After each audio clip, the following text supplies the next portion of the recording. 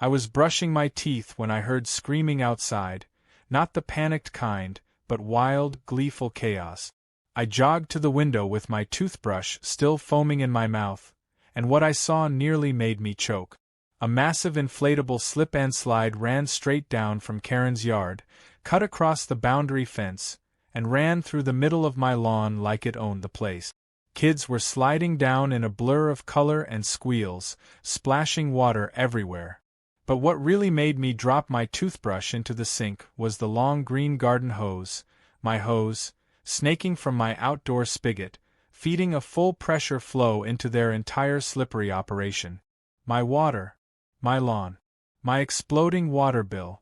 And at the top of the slide stood Karen, our beloved HOA president, wearing a sun hat, oversized sunglasses, and a smug little smile like she was the queen of summer. She gave me a casual wave. I gave her a death stare. The war had begun. By the time I made it outside, the kids were too busy having the time of their lives to notice the vein popping in my forehead. I stomped across the lawn, walked straight to the spigot, and shut the valve off. Water pressure dropped instantly, the slide began to deflate, and I heard groans ripple down the line. Karen came marching over in flip-flops like she owned the block. "Excuse me," she said, arms folded. "What do you think you're doing?" I stared at her, speechless for a second. Then I pointed at the hose. "That's my water. You're draining my meter dry." Karen smiled with the self-righteous calm of a yoga instructor. "Oh please. You left it unlocked. We're just having a bit of summer fun. It's for the neighborhood." "No one asked me," I replied, already fuming. "This is my property." "Your hose crosses the boundary line," she said smugly. "That makes it fair game." I blinked. That was a new level of HOA logic. "So if I leave my car parked halfway in your driveway, it's yours now." "You're being dramatic," she sniffed. "It's not like you're running a water park. And it's not like you're broke." That part hit harder than I cared to admit.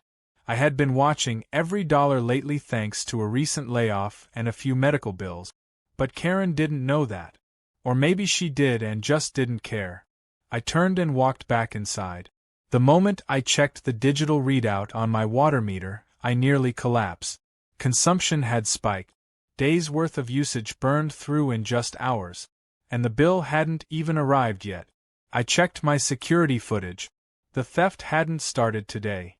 It had started 4 days ago, while I was away visiting my mom in Denver. Karen had run that ridiculous neighborhood slip-and-slide all week. On my dime. I could even see her handyman in the video, casually attaching a hose splitter to my spigot and covering it with a potted plant so I wouldn't notice. I took screenshots, compiled the footage, and walked straight into the HOA office the next morning. But of course, Karen beat me to the punch. She'd already spun her version of the story, claiming I had generously offered my water supply to support a community-building summer activity for the kids. When I walked into the board meeting, she was sipping from a mason jar and laughing with 2 of the board members like they were at brunch. When I presented the footage, Karen didn't even blink. "Oh, that must have been from last year," she said with a wave. "Or maybe someone edited it. You know how those ring cams can be glitchy." I expected at least one person to back me up. But HOA board president Mr. Claremont leaned back in his chair and said, "Look, Derek, the neighborhood kids are just trying to have a little fun. It's summer. Let's not overreact." I walked out, stunned, betrayed, furious, and worst of all, mocked. Because that same evening, Karen posted a video in the community Facebook group showing kids sliding down the slip-and-slide with a caption that read, "When some people hate joy, the rest of us find a way." Dozens of neighbors liked the post. Someone even commented, "Thanks for the water, Derek." It only got worse. The next day, when I locked the spigot, Karen had the nerve to call a handyman again and reinstall the splitter, this time while I was at work. When I got home, the party was in full swing again. Music was blasting. More kids. More water. More of my money down the drain. I snapped a photo of the hose setup and the pump Karen had attached to boost pressure. The backyard was soaked. My lawn had deep brown patches from constant flooding, and my gardenias were drowning. I stormed over. Take it down. Now. Or I'm calling the police. Karen rolled her eyes and said, Derek, you're being antisocial. Don't be that guy. I recorded the exchange. She didn't care. And of course, the police weren't interested either. Civil dispute, not criminal, they said. HOA property lines were murky, and it would take weeks to sort out. So I did what any sane, logical man on the verge of a breakdown would do. I went to see my buddy Stan, who owns a property out in the country and spends half his time dealing with septic tanks, irrigation systems, and grimy plumbing backup. I didn't even have to ask twice. The moment I told him about Karen and the stolen water, he laughed and said, Man, I've got just the thing for you. We cleaned out the old reserve tank last week. It's got some of the thickest, nastiest well sludge I've ever seen. You want it? I stared at him in silence. A single idea formed in my head, awful, brilliant, and utterly satisfying. By the time I left his farm, I had a blueprint in my head. A plan. One that would give Karen exactly what she wanted, a summer slide. Just not the kind she expected. That night, I started measuring hose lengths and pricing out pump systems online. I wasn't going to confront her again. I wasn't going to beg the board. I was going to deliver a lesson she wouldn't forget. And the best part, I'd make sure it happened live in front of the entire neighborhood. Let her post that. Let the HOA explain that footage. Because if Karen wanted to play dirty, I was about to take her there. Literally. I spent the next 2 days preparing in silence. Karen thought she'd won. She continued her slip and slide festival with even more flair, adding cheap plastic pool toys and inviting more neighborhood families. The slide grew longer, louder, and wetter, except none of it came from her water supply. It all still came from my hose, which now had a dual system quietly running beneath the surface. What Karen didn't realize was that the same hose she'd been abusing now contained an inner pipe. A narrow line threaded through the regular tubing, routed to a portable pump I had borrowed from Stan, hidden neatly in my shed, and connected to a tank filled with some of the most foul-smelling sludge collected from Stan's well pit. The tank sat behind a false wall of gardening tools, sealed tight but primed and pressurized, ready for release. I had tested it twice at night to make sure it worked. The switch was simple, a Bluetooth trigger with a silent relay system.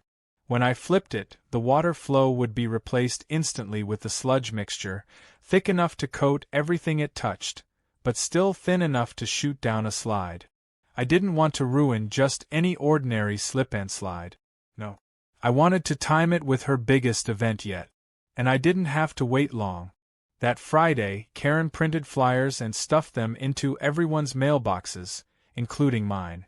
HOA Summer Splash Bash, featuring the biggest slip-and-slide in the county. Fun, food, and free entry. It was scheduled for Saturday morning. On my lawn. Using my water. With no apology, no request, and definitely no permission. She even added a note at the bottom that said, Thanks to Derek for being such a good sport and letting us use his water line. I stared at the flyer for a good 5 minutes, wondering how a person like Karen survived adulthood without getting tackled by karma at every corner. But I wasn't angry anymore. I was patient, focused, calm in the way a bomb is quiet just before detonation. Saturday morning came fast. At 9 a.m. sharp, I watched from my window as Karen and her minions set up their little kingdom. Tents went up. A cotton candy stand appeared out of nowhere. Folding tables lined the curb with cheap lemonade and sticky finger food. The kids were out in droves. They wore swimsuits, goggles, and grins. A few neighbors brought lawn chairs and pitched umbrellas. It looked like a full-on block party, and I wasn't invited. Not even acknowledged. Karen strutted around like a celebrity, directing volunteers and making grand gestures. She had even rolled out a red welcome mat at the top of the slide and decorated the hose connection point with ribbons. My ribbons. From my shed. She had stolen those too. I let it all build. Tension. Excitement. Anticipation. The hose was already connected and running water. The first round of sliding began around 10 a.m. I watched the kids glide down the soaking vinyl like little torpedoes, shrieking with joy. The water sparkled in the sunlight and the neighbors clapped. Karen waved to the crowd, held up her phone, and began a live stream on Facebook with the title, "Best HOA Event Ever." I knew the pump could handle about 3 minutes of flow before the sludge fully took over, so I waited until the crowd swelled and the cheering peaked. Then I pressed the button. The change was invisible at first. The water still ran clear for about 10 seconds. Then the pressure shifted slightly as the sludge forced its way in. A small boy went down first and slipped through the last of the clean water. But the next kid hit the curve, slid into the middle, and immediately started screaming. It wasn't a painful scream. It was more like surprise, followed by revulsion. The slide was suddenly brown. Not muddy. Chunky. Sticky. The kind of brown that doesn't belong in daylight. Another girl came next and slipped off the slide entirely, falling into a puddle that looked like a mix between compost tea and expired gravy. Then it hit everyone at once. The smell. It was strong, sulfurous, and unmistakably foul. Adults covered their noses. Someone dropped their lemonade. A woman gagged. One of the folding tables collapsed as a teenager tried to run for the curb and slipped in the mess. Karen screamed from the top of the hill, "Turn off the water!" But it was too late. The pump ran for another full minute, spewing wave after wave of thick sludge across the vinyl surface, coating toys, towels, flip-flops, and at least 3 wailing children. The ribbon decorations were ruined. A dog started barking and bolted into the street. Karen tried to shut off the valve, but I had already locked the outer casing with a wrench and swapped the handle. She slapped the box, yelled at her assistant, and then fell backward trying to run through the wet lawn. Her entire backside was painted in shades of brown as she landed in a puddle of gunk. Phones were recording from every angle. Kids cried. Parents shouted. Neighbors backed away. And I stood at my window, sipping coffee, and watching the chaos unfold like it was a front-row seat to the best comedy of the year. I didn't smile. Not yet. I waited. I watched Karen slowly rise from the lawn, her face a twisted mix of horror and disbelief, her dress clinging to her like a trash bag. She looked around, panicked, searching for someone to blame. Then her eyes found me. She pointed furiously toward my house, yelling something I couldn't hear through the window. I waved back. 15 minutes later, the HOA group chat exploded with messages. Photos, videos, memes. Someone had already dubbed the event the Slide-pocalypse. A neighbor uploaded a slow-motion clip of Karen falling, complete with dramatic violin music. Comments ranged from, "What even is that stuff?" to "My kid might be traumatized," to "Derek warned her." One neighbor commented, "This is the kind of HOA history they should teach in school." Karen tried to do damage control. She posted a blurry selfie, soaking wet and furious, with a caption that read, "Someone sabotaged our peaceful neighborhood event. This will not go unpunished." The responses were savage. "Maybe ask permission before stealing water. Pretty sure that slide wasn't peaceful. Is that sewage or your personality leaking?" She called the HOA emergency line. Then she showed up at my front door banging like a SWAT team. I let her scream from the porch. When she yelled, "I'm going to sue you," I calmly opened the door, held up my phone, and pressed play on the video I had recorded days earlier. The footage of her handyman illegally installing the splitter on my property. Her jaw clenched. She didn't say another word. She turned, slipped again in the leftover sludge on my walkway, and stomped back across the lawn like a raccoon caught in a grocery store. But I wasn't done yet. This wasn't just about revenge. This was about exposure. Proof. Justice. I uploaded my footage of the entire event, start to finish. From Karen's smug face to the moment the pump activated to the horror show on her slip-and-slide. I titled it Karen's HOA Slip and Sludge Party, and shared it to the local neighborhood watch page. Within an hour, it had over 500 views. Comments kept rolling in. Most were in support. A few laughed so hard they begged for more. I had a feeling this wasn't the end. Karen wouldn't let this go. But for the first time in days, I felt peace. She wanted a summer to remember. I gave her one. And by the looks of it, the whole community would remember it too. By Sunday morning, the neighborhood still smelled like bad decisions and fermented compost. The aftermath of Karen's slip and sludge disaster hadn't been cleaned up. Pieces of the inflatable slide lay crumpled on both our lawns like a deflated parade float. A few flip-flops were still stuck in the brown muck, and the scorched grass from my overused water line had turned a sickly yellow, contrasting sharply with the rest of the neighborhood's green lawns. I was drinking coffee on my porch again, watching as 2 HOA board members showed up to talk to Karen. She met them at her door wrapped in a bathrobe, hair still wet, shouting before they even reached her step. I couldn't hear every word, but phrases like sabotage, biohazard, and criminal intent floated through the morning air. I knew she wasn't going to let this die quietly. And that was fine. Because I wasn't planning on staying quiet either.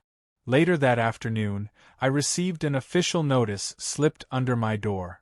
A folded, HOA letterhead document accusing me of creating a public health hazard, endangering minors, and violating communal harmony policies. It was signed by Karen herself. She was still technically the acting HOA president, which gave her the power to push through complaints like this, at least until the board voted otherwise. The letter was laughable. Every accusation was built on the idea that I had introduced contaminated substances to her private party, ignoring the very obvious fact that she had used my water without permission and had hosted a public event on my lawn. I walked to my desk, pulled up the folder marked Karen on my computer, and started preparing my own documents. Within hours, I submitted a counter-complaint to the HOA board, complete with time-stamped footage, high-res screenshots, and the full cost estimate of my water bill increase. I included footage of Karen's handyman installing the splitter, videos of her bragging about the event online, and messages from several neighbors who had messaged me privately to say they totally understood why I did what I did. One even included a photo of her child's ear infection and asked if I had a lawyer she could talk to. It was perfect. The board scheduled an emergency meeting. Karen called for it herself, probably thinking she could sway the narrative back in her favor. She walked into the HOA clubhouse wearing a crisp blue blazer like she was heading to court. Her lawyer, a nervous-looking man with too much gel in his hair, followed her with a binder full of papers. She brought along 2 witnesses, parents who had been at the event. But what she didn't expect was the crowd. Nearly 30 residents showed up, most of them angry. And they weren't angry at me. The moment the meeting began, Karen took the floor and launched into a dramatic speech about neighborhood unity, respect, and personal attack. She painted herself as the victim of a targeted, malicious act designed to humiliate her and endanger children. She referred to the sludge as toxic industrial waste, and accused me of orchestrating a bioterror attack on suburban youth. The audience was silent at first. Some looked uncomfortable. A few stifled laughs. Then I stepped forward. I greeted everyone calmly, nodded to the board, and opened my laptop. Without saying much, I cast the footage onto the clubhouse projector. The room watched as Karen's handyman sneakily installed the hose splitter. Then they saw her Facebook video where she laughed, waved, and said, "Of course Derek doesn't mind, he loves being helpful." That line drew a few gasps and one very audible "what" from the back row. Next, I played the footage of the slide event, from happy beginnings to the moment Sludge came blasting down the vinyl lane. Laughter erupted. Someone shouted, "That's what you get." Karen's lawyer leaned in to whisper, but she shoved him away, clearly boiling. The board president asked Karen directly, "Did you have written permission from Derek to use his property or water line?" Karen deflected. She blamed miscommunication. She claimed verbal approval. Then she claimed the hose had already been extended across the property line from last year's community games, and that she thought it was a neighborhood fixture. The board wasn't buying it. They began discussing fines, not against me but against her. For trespassing. For unauthorized use of private utilities. For holding an unapproved public gathering. She looked like she was about to implode. That's when she pulled out her final move. She slapped a stack of papers onto the table and said she was filing a lawsuit. Against me. For damages, emotional distress, public humiliation, and alleged endangerment. She wanted money, an apology, and she wanted my HOA membership revoked permanently. The board froze, unsure how to proceed. I didn't flinch. I simply said, "That's fine. I'll see you in court. But you'll want to review the health department report first." That's when I dropped the hammer. 2 days earlier, after the sludge slide, I had contacted the county health inspector, not because I feared a complaint, but because I knew Karen would file one. I wanted my side recorded first. I showed the board an email chain between me and the inspector, confirming that the sludge used wasn't toxic, wasn't sewage, and posed no biological risk whatsoever. It was organic sediment from a rural water well. Gross, yes. Dangerous, no. The inspector had even laughed on the phone when I told him what happened. He said, "That's actually genius. Just make sure it doesn't hit a public drain." With that, Karen's argument collapsed. Her witnesses quietly left the room. Her lawyer packed up without a word. The board didn't just dismiss her complaint. They announced an immediate vote of confidence for her position as HOA president. That night, she lost her title in a 9-1 vote. The only supporter left was her longtime friend Deborah, who had already been under scrutiny for misusing HOA funds. Karen left the meeting red-faced and silent. I expected her to scream, cry, or make one last dramatic speech. She didn't. She just walked out, got into her car, and sped away. The next morning, my lawn was finally quiet. No slides, no kids, no stolen water. Just sunlight, birds, and the sweet peace of victory. But as I looked around at the mess still scattered across the neighborhood group chat, I realized this wasn't the end. Karen wouldn't just slink away. She would regroup, reload, and return in some form or another. And when she did, I'd be ready. Because the difference now was simple. The neighborhood was watching her. And this time, they were watching with eyes wide open. It didn't take long for Karen to resurface, though not in the way most people expected. A few days after her humiliating removal from the HOA board, she started quietly posting in the community Facebook group again, pretending like nothing had happened. She shared articles about neighborhood safety, suggested recipes for block parties, and commented on other people's posts with cheerful emojis, like the whole sludge disaster was a distant memory. But behind that digital smile, everyone knew she was stewing. The silence from her usual defenders was telling.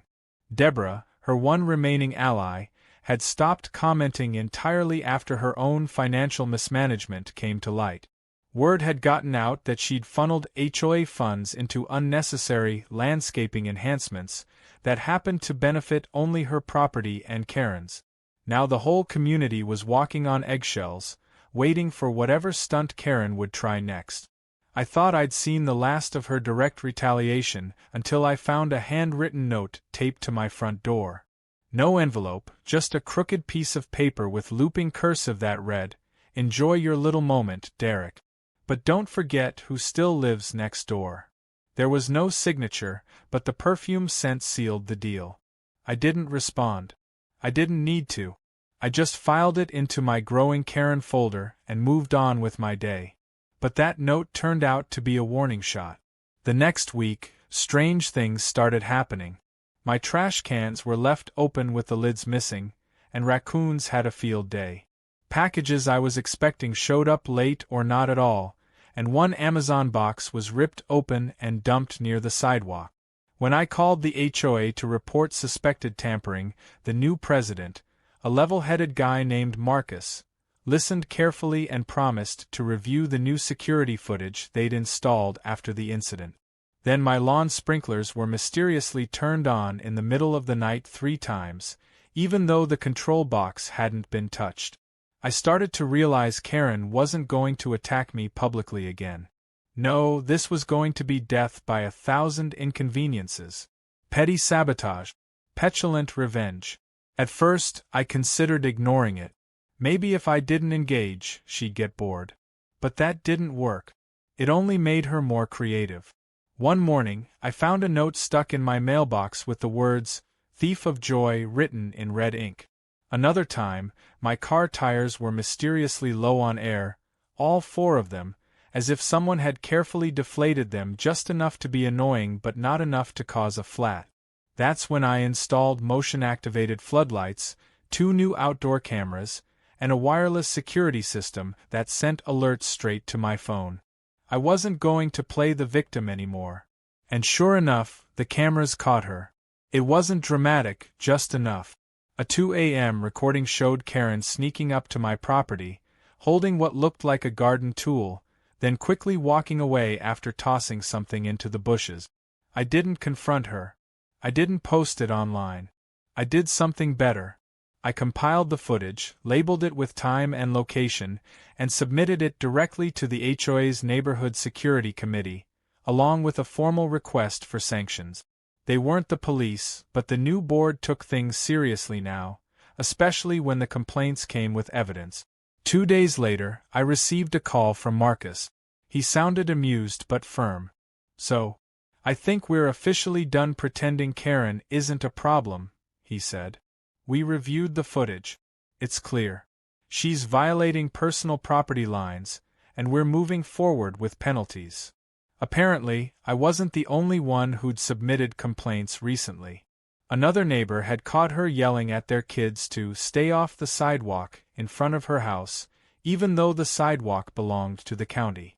A couple at the end of the street reported that she'd thrown dead plants over their fence after they declined her invitation to a neighborhood tea social.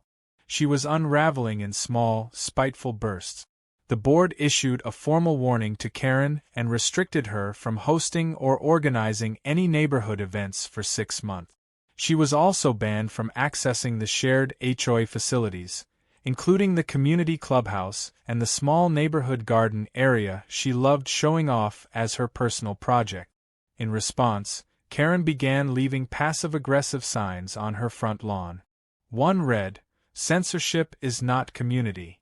Another said, "Tyranny starts with a sprinkler violation." Most people laughed. A few just rolled their eyes and moved on. But what happened next was what finally turned the tide completely against her. She tried to file a restraining order against me. I was served the papers on a Thursday morning by a confused sheriff's deputy who apologized and said, "Don't shoot the messenger." I read the document and couldn't believe it. Karen claimed I had been monitoring her movements, harassing her via neighborhood social groups, and orchestrating a targeted defamation campaign to ruin her standing in the community. She included a printout of her own Facebook video, the one where she live-streamed the Slide disaster, as evidence that I had edited and distributed slanderous content. I laughed out loud in front of the deputy. He shrugged and said, "You'll have your chance to respond." And I did. I showed up in court with a folder thicker than a phone book. I had security footage, screenshots, testimonies, digital timestamps, and HOA reports. Karen came in with a folder that looked like it had been printed from a drama blog. The judge, a woman with a tired expression and no patience for games, asked Karen one question after reviewing the documents. "Did you use his property without permission?" Karen stammered. The judge leaned forward and asked again. "Yes or no?" Karen muttered something about shared resources.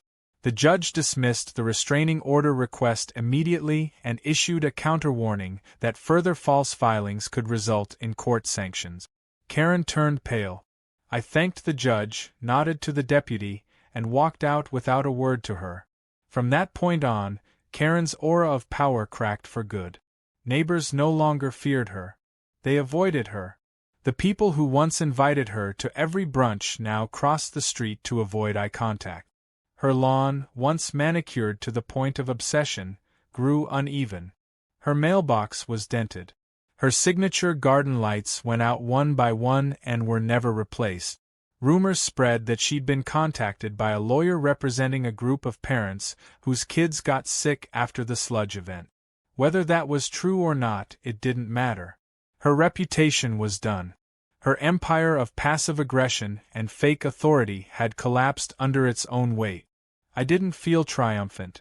I didn't feel cruel. I just felt done. For the first time in weeks, I felt like the neighborhood had returned to something normal. Not perfect, not peaceful, but functional. And it felt good. There were still minor annoyances, of course. A few glares from Karen when I walked by. The occasional snide comment muttered just loud enough for me to hear. But those didn't bother me anymore. Because she wasn't the queen of the HOA anymore. She wasn't untouchable. And after everything she'd tried to pull, the only thing she really succeeded in doing was digging her own hole.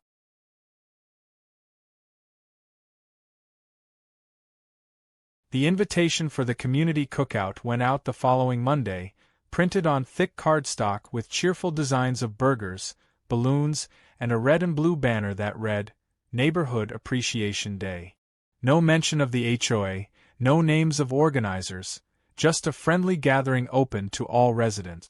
It was the first event of its kind since the whole slip and sludge chaos, and judging by the buzz around the neighborhood, people were eager for something normal. Something light. Something that didn't involve power plays, water theft, or exploding group chats. I agreed to help quietly, nothing official, but Marcus and a few of the new board members asked if I'd be willing to provide a grill station and maybe some water activities for the kids. I hesitated for a moment, thinking back to the last time I provided water for a community event, but then I laughed and said yes. This time, I'd be in full control. The days leading up to the cookout were peaceful in a way that made me suspicious. Karen had gone completely quiet. No posts, no signs, no cryptic note. Her lawn was mowed by a professional service, her trash bins placed precisely at the curb. She was still there, but it was like someone had pressed mute on her entire personality. I knew better than to believe she'd given up, but at least for now, she wasn't a problem.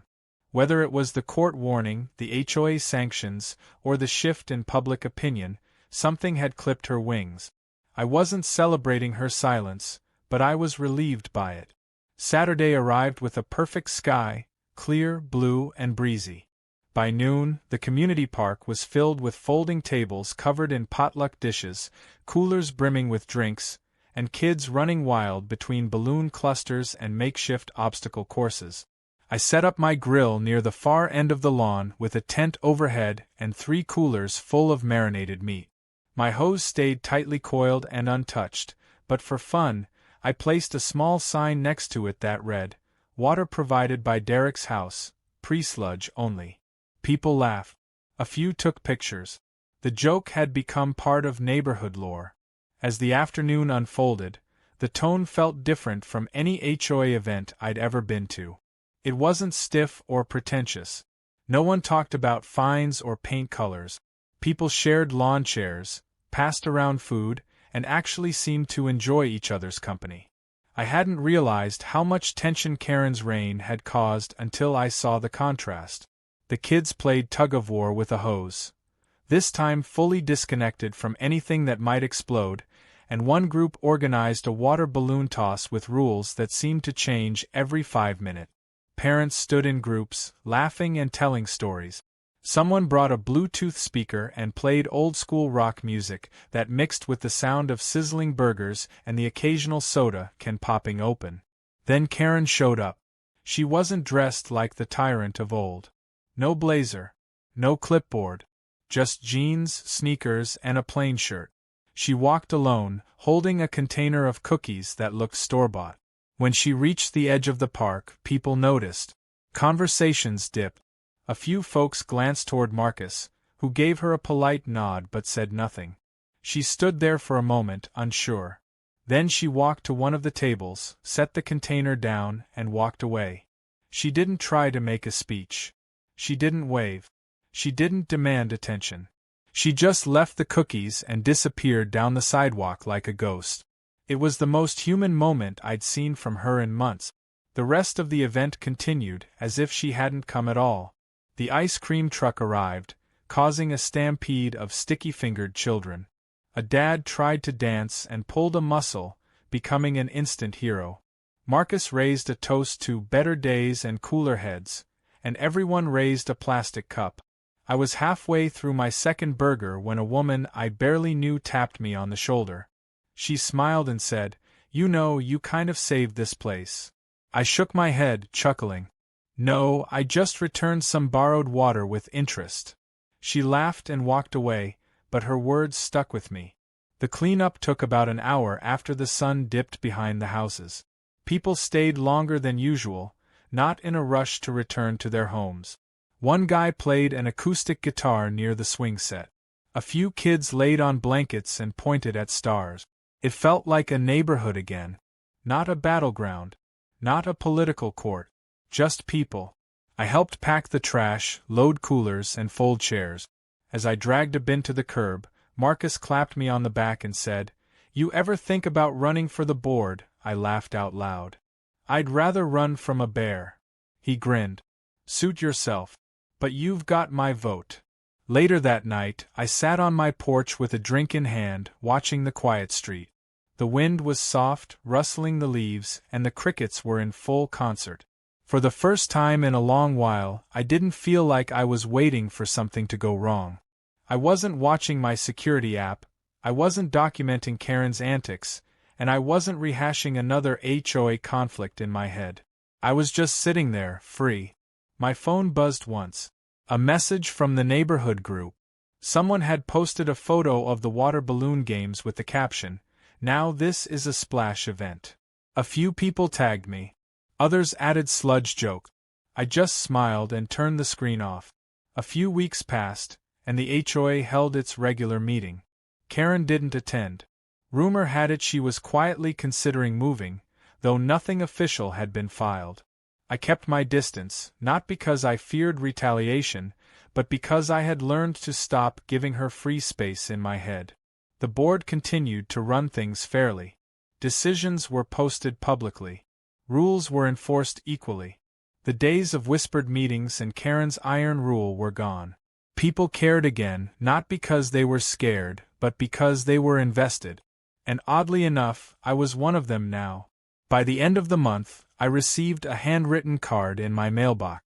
This time, it wasn't from Karen. It was from the Hendersons, a retired couple on the far end of the block. Inside, they wrote, "We used to hate these events. Now we look forward to them. Thank you for standing up when the rest of us were too tired." I sat with the card in my hands for a while. It was a small thing, but it meant something. I never set out to be the guy who took down Karen. I just wanted my water back, my peace, my lawn. But what happened turned out to be bigger than a hose. It reminded people that standing up doesn't always mean shouting the loudest. It means showing the truth and letting people decide what kind of community they really want to live in. Karen tried to turn the neighborhood into her personal kingdom. In the end, she just made it stronger. And if she ever tried anything again, well, I still had the pump in my shed. Just in case.